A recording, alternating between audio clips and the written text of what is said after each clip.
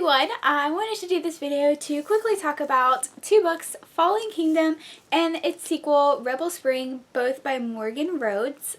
This is a fantasy series that I read recently and I really enjoyed it, so I wanted to, review it a little bit. First off, I want to say that I gave both of these books 4 stars out of 5. I really enjoyed them, but they weren't anything super spectacular, but they were definitely very fun. I enjoyed the second book, Rebel Spring, much more than the first book, Fallen Kingdoms. So, like I said, these books are fantasy. They're set in a mythical world, and there is magic, and it kind of a little bit like historical fiction, but with magic. Fallen Kingdoms is about a princess, a rebel, a sorceress, and an heir. And these 4 people each have their own perspective. And in this world, there's this country, I guess, that's separated into 3 kingdoms.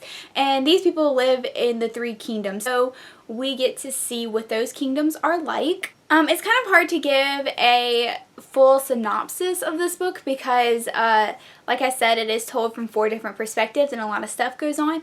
But it's pretty much just like a fantasy story about these 4 people and what kind of drama happens between these kingdoms and all of that fun stuff. Like I said before, it kind of reads like historical fiction.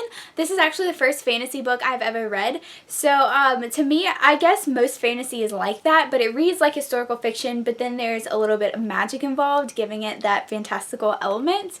And I thought that was so much fun. I thoroughly enjoyed it. This is a very fun, entertaining series. You will get through these books very quickly because you have to figure out what happens. I read Rebel Spring in one day. They're just very, very fun. And I think if you haven't read very much fantasy like me, you would enjoy these books. And if you're looking for somewhere to start in that genre, I would recommend this series.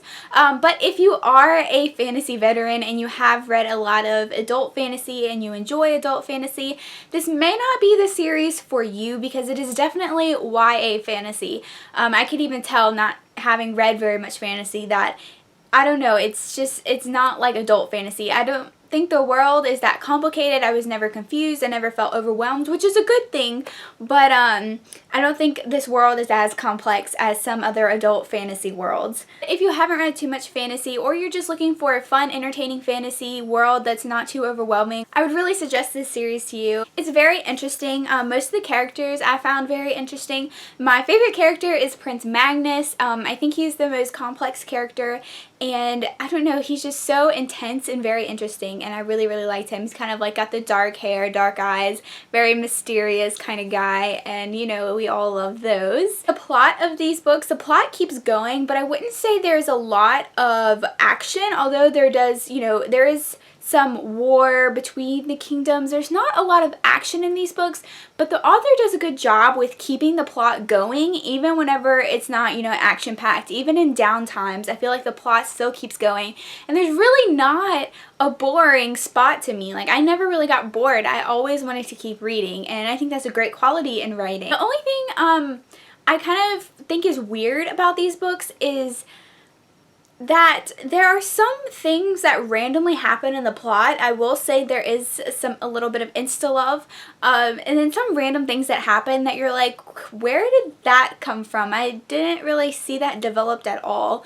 And then the plot kind of takes care of itself, I guess, without giving anything away. So these things, they don't really take over the story, but they kind of randomly happen.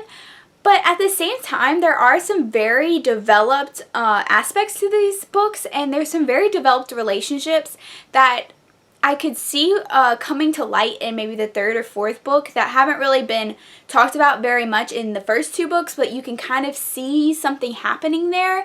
And I really like that because you know something's going to happen in the next books, and you can see it kind of developing in the first 2 books, but it hasn't happened yet.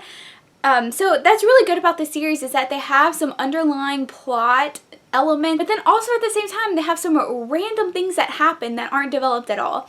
So So I found that kind of weird with this series, and I guess that's why I gave it 4 stars. Plus, it was very entertaining and pretty fast-paced. Even though there's not a lot of action, it's very fast-paced. Those are my thoughts on Falling Kingdoms and Rebel Spring. Like I said, I liked Rebel Spring more just because the characters are more developed and we have some new relationships going on and a lot of interesting things happen in Rebel Spring. At the same time I was reading the series, I was watching the show Reign on the CW, and I love that show, and for some reason it kind of reminded me of this series but without the magic aspect. So if you like historical fiction, I think you'll like this series because it reads a lot like historical fiction with just a little bit of magic. If you've read this series, let me know in the comments what you thought of the first 2 books. If you want to read them, if you have any questions, feel free to let me know, and thank you so much for watching, and I'll see you next time. Bye!